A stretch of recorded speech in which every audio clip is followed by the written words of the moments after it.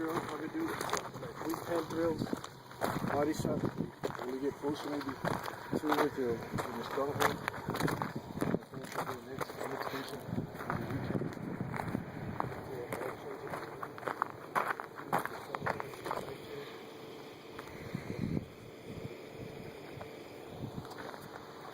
Shots to the body and everything else is there.